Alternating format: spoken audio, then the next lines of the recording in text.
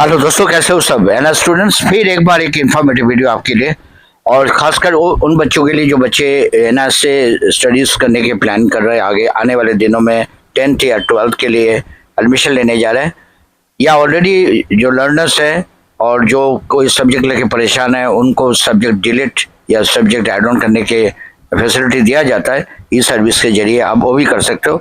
All together ये video subjects को लेके है, सब्जेक्ट कॉम्पिटिशन कैसे होने चाहिए, किस तरह का सब्जेक्ट लेने से इजीली आप पास हो जाओगे और लुक्रेटिव एक हाई स्कोरिंग सब्जेक्ट है, किस तरह आपको फ़ायदा मिलेगा उसको ताकि परसेंटेज आपके रेज हो, सारी चीज़ें वीडियो में बताने वाला हूँ और सारे एक्सपीरियंस के साथ बता रहा हूँ। 32 ईयर्स जॉब किए मैंने एज ए टीचर, तो जो भी बातें यहाँ बताया जाएगा सब कुछ आपके काम की है। अगर यूज़फुल लगे तो एंड पे लाइक करना मत भूलना। गाइस ऐसा है, देखो एक कंपलसरी सब्जेक्ट तो आपको लेना ही लेना है। कहने के लिए मैं कह रहा हूँ जैसे हिंदी, चाहे 10th लेवल पर 12th लेवल पर, हिंदी बहुत कम बच्चे फेल होते हैं, सीधी सी बात है, हाई स्कोरिंग। अगर आपको एक ही कंपलसरी लेने लैंग्वेज जो मैंडेटरी है लेना ही लेना है तब हिंदी ले सकते हो। अदरवाइज रीजनल लैंग्वेजेस में भी अगर आप कंफर्टेबल हो, आप अपने जहाँ जिस रीजन में बिलोंग करते हो उस हिसाब से ले सकते हो। दो इजी सब्जेक्ट लो जो पास परसेंटेज को इम्प्रूव कराता है और स्कोरिंग परसेंटेज को, पास होने की प्रोबेबिलिटी और स्कोरिंग की भी। और इजी सब्जेक्ट में अगर नंबर 1 पे रखोगे तो मेरे हिसाब से पेंटिंग से इजी कोई सब्जेक्ट नहीं है, चाहे 10th लेवल पे 12th लेवल पे। और सेकंड, अब अगर सेकंड चॉइस में रखा जाए तो वो आपके डेटा एंट्री ऑपरेशंस, इन दोनों में प्रैक्टिकल कंपोनेंट ज़्यादा है और पास परसेंटेज बहुत ज़्यादा हाई होते हैं। बहुत कम बच्चे इसमें फेल होते हैं। जिन्होंने कसम खा ली है भाई पढ़ना नहीं है, कोरा कागज दे के आएंगे, वही फेल होंगे। और रही बात बाकी दो सब्जेक्ट, एक लैंग्वेज हो गया, दो आपका इजी सब्जेक्ट हो गया, दो आपके प्लानिंग के हिसाब से। आप मानो आपको इंजीनियरिंग करना है तो उस केस में तो आपको भाई मैथ्स लेना ही लेना है, फिजिक्स लेना ही लेना है। तो उसी तरह आप अगर मेडिकल एस्पिरेंट होने चाहते हो तो आपको बायोलॉजी रखना ही रखना है। तो वो चीज़ें वहाँ तो कोई चॉइस है नहीं।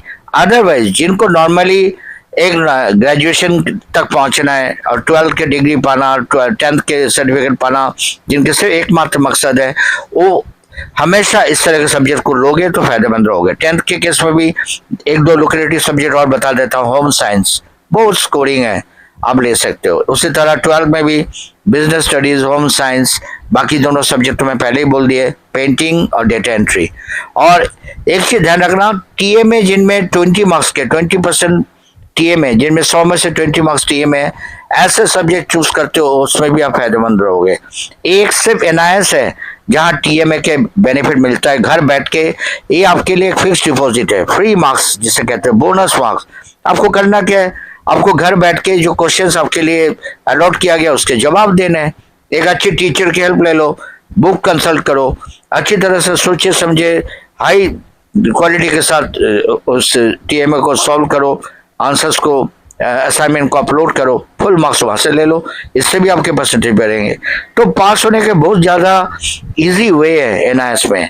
और मैं यही कह सकता हूँ आपको, अगर ये मेरे टिप्स को अगर आप फॉलो करते हो तो मैं आपको गारंटी दे सकता हूँ कि अगर थोड़ी बहुत अगर आप रेगुलर पढ़ाई कर रहे हो ईमानदारी से तो इन दैट केस फेल होने का कोई चांस नहीं है। बहुत सारे बच्चे मेरे चैनल में जुड़े हुए हैं जो 3 बार 4 बार पेपर दे ही जा रहा है और डिमांड एग्जामिनेशन भी दे बैठे, अभी तक सब्जेक्ट क्लियर नहीं कर पाए, क्योंकि उन्होंने बिना सोचे समझे साइबर कैफे में जाके या बिना सोच समझ के सब्जेक्ट्स ले लिए, उसके डेप्थ को नहीं, उसके सिलेबस को नहीं फॉलो करा। ये गलती ना करना, फिर बेटर रहेगा। और टुगेदर टीएमए के भरपूर फायदा उठाओ, एनहांस में फैसिलिटी है। साथ साथ इजी सब्जेक्ट लो, इजीएस्ट सब्जेक्ट लो रदर, और जिनमें प्रैक्टिकल कंपोनेंट ज़्यादा है, थियरी कंपोनेंट कम, ऐसा सब्जेक्ट बहुत स्कोरिंग होते हैं। फिजिकल एजुकेशन भी एक ऑप्शन है, पेंटिंग की तरह ये भी बहुत अच्छे मार्क्स दिया जाता है। इस तरह का सब्जेक्ट लो और मैं आपको ये कह सकता हूँ आप एक बार में पास हो जाओगे, हाई परसेंटेज मिलना है। सिर्फ physics, chemistry, accountancy, economics, psychology, इस तरह के सब्जेक्ट में बच्चे दुखी। सिमिलरली मैथ्स, कंप्यूटर साइंस, इनमें भी बच्चे दुखी होते हैं। यहाँ मेहनत ज़्यादा, आउटपुट कम, रिजल्ट उतना हाई नहीं जाते हैं। बट मैं वही पुरानी बात है, अगर आपको कोई प्लान करके चलना है तो फिर जैसे कि आप इंजीनियर बनना चाहते हो फिर तो आपको फिजिक्स, केमिस्ट्री, मैथ्स लेने कोई ऑप्शन नहीं है। उस तरह अगर मेडिकल एस्पिरेंट बनना चाहते हो, डॉक्टर बनना चाहते हो, फिजिक्स, केमिस्ट्री, बायोलॉजी आपको रखना है, उसके इसमें इंग्लिश भी लेना है। तो प्लान के अकॉर्डिंगली आपको स्टेप लेना है।